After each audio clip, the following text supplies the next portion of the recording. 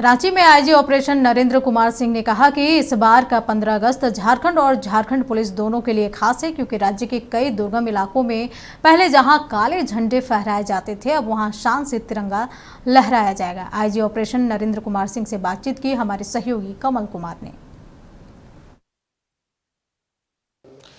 झारखंड में इस बार 15 अगस्त नए तरीके का देखने को मिलेगा। उसके पीछे की वजह क्या है, ये आईजी ऑपरेशन नरेंद्र कुमार सिंह से जानते हैं। सबसे पहले तो ये जानना चाहेंगे सर कि इस बार का 15 अगस्त क्यों खास है? एक तरह से झारखंड पूरा नक्सल मुक्त हो गया है और इस बार का जो 15 अगस्त है उसमें सभी ग्रामीण लोग सम्मानपूर्वक तिरंगे को सलामी देंगे। और हम लोगों ने वो भी समय देखा था जिस समय 15 अगस्त या 26 जनवरी को काला झंडा ये लोग फहराते थे और फोर्सेस को भी क्षति पहुंचती थी, आईडीज़ वगैरह झंडे के आसपास लगा देते थे। लेकिन अब एक तरह से पूरा झारखंड नक्सल मुक्त है। झारखंड के जो 7-8 हॉट स्पॉट्स थे, जैसे बूढ़ा पहाड़ हो गया, पारसनाथ हो गया, सारंडा फॉरेस्ट एरिया हो गया, दलमा एरिया हो गया, इसके अलावा मध्य जोन पलामू गया वाला जो एरिया हो गया, तो ये पूरे हॉटस्पॉट सब क्लीन हैं और बढ़िया से इसको 15 अगस्त इस बार सभी ग्रामीण लोग मनाएंगे इसमें। और अन्य जो लॉ एंड ऑर्डर की बात अगर करें तो जो जिस तरह से आप लोग काम कर रहे हैं, तो इस 15 अगस्त को लेकर के विशेष क्या कुछ तैयारी? सभी एसपीज को 15 अगस्त को लेकर अलर्ट भेज दिया गया है। ड्राई डे रहेगा, इंटर स्टेट बॉर्डर चेकिंग लगातार की जाएंगी, चेक पोस्ट एक्टिवेट कर दिए गए हैं। होटल लॉजेस में कंटिन्यूस छापामारी 13, 14, 15 तारीख को लगातार हो भी रही हैं और कंटिन्यूस होती भी रहेंगी। और जो भी न्यूसेंस मेकर हैं उसके ऊपर सर्विलेंस और कंटिन्यूस नज़र है हम लोगों की। सर, जिस तरह से नक्सलियों के खात्मे के साथ साथ आप लोग अन्य चीज़ों पर भी नज़र रख रहे हैं, संगठित अपराध को लेकर के किस तरह से कार्रवाई कर रहे हैं और आगे क्या प्लानिंग? नो डाउट संगठित अपराध झारखंड के लिए एक बड़ा न्यूसेंस है और संगठित अपराध को संगठित तरीके से ही खात्मा करना होगा।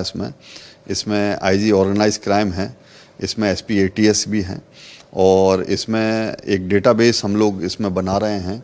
कौन कौन से क्रिमिनल्स हैं, उनके कौन कौन सहयोगी हैं, उनके अकाउंट्स बैंक अकाउंट्स कौन कौन से हैं, इसके अलावा उनके मूवेबल और इमूवेबल प्रॉपर्टीज़ क्या क्या रहेंगी, तो उसका एक डेटाबेस बनना है और उसमें संगठित तरीके से ही इसमें काम करना होगा और इसमें अचीवमेंट भविष्य में मिलेगी हम लोगों को। सर, लगातार इसमें अचीवमेंट के रूप में हम लोगों ने ये भी देखा कि दूसरे देशों से भी कई गैंगस्टर को लाए गए, तो आगे उस पर भी कार्रवाई?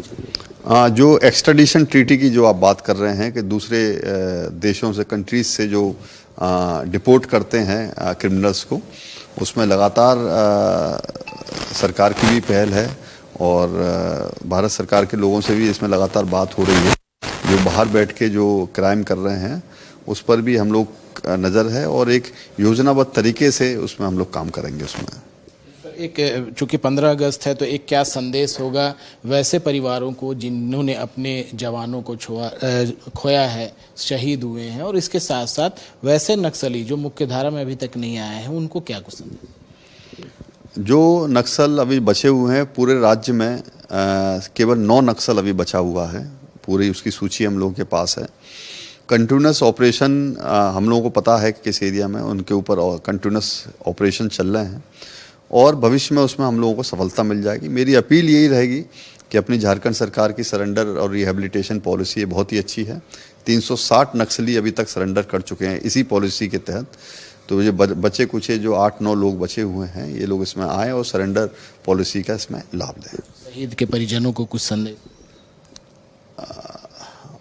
उसमें हाँ कि हम लोग पुलिस परिवार उनके साथ है और हमारी उनके साथ जो सरकार भी उनके साथ है।